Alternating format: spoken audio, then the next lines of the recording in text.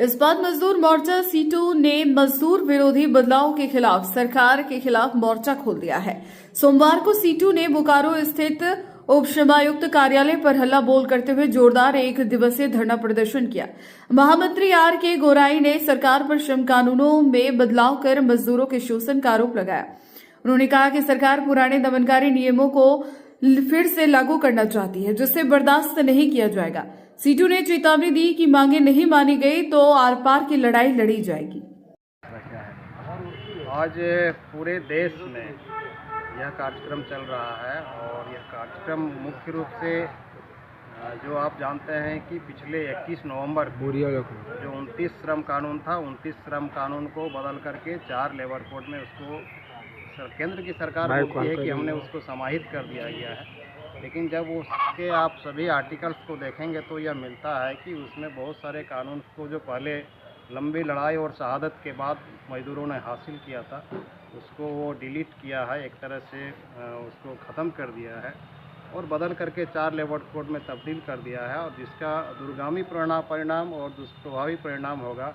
और ख़ास करके जो काम के घंटे हैं वो स्टेट को पावर दे दिया है कि अब स्टेट की मर्जी होगी कि वो 8 घंटे का जो काम का अधिकार हमारा लंबी लड़ाई शिकागो के आंदोलन से शुरू हुआ था, आज वो काम के घंटे स्टेट पर डिपेंड करेगा और स्टेट यदि अधिसूचना जारी कर देगी तो फिर काम के घंटे बढ़ करके 10 भी हो सकते हैं, 12 भी हो सकते हैं, 14 भी हो सकते हैं। तो एक तरह से पुरानी जो दास्ता है, पुरानी जो हमारा जो अंग्रेज़ के ज़माने के जो दिन हैं या उसके पहले जो सामंती व्यवस्था थी उस ओर हमको ले कर के जा रहा है। और इसीलिए इसके साथ ही जो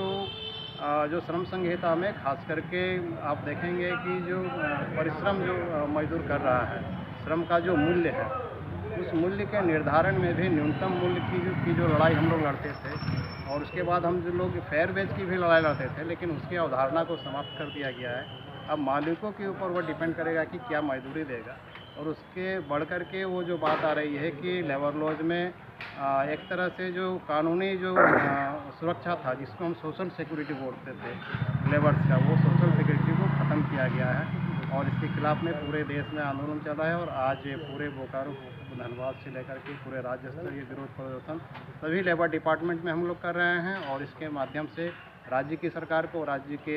श्रम मंत्री को हम लोग एक ज्ञापन देंगे उप श्रम आयुक्त के माध्यम से कि यह जो लेबर कोड है इसको अविलंब वापस करो, और नहीं तो हम आंदोलन को और तेज़ करेंगे कि और आने वाला समय में हम जिस भी कारखाना में काम करें, चाहे वो कोयला में काम करें, बीएसएसआर में काम करें, स्टील में काम करें, उस कारखाना में हम कलमबद्ध हड़ताल के लिए बाध्य होंगे और उसी ओर हम बढ़ रहे हैं। और आने वाला समय में मजदूर को जब ये लेबर कोड वापस नहीं होगा तो हम हड़ताल में जाने को बाध्य होंगे।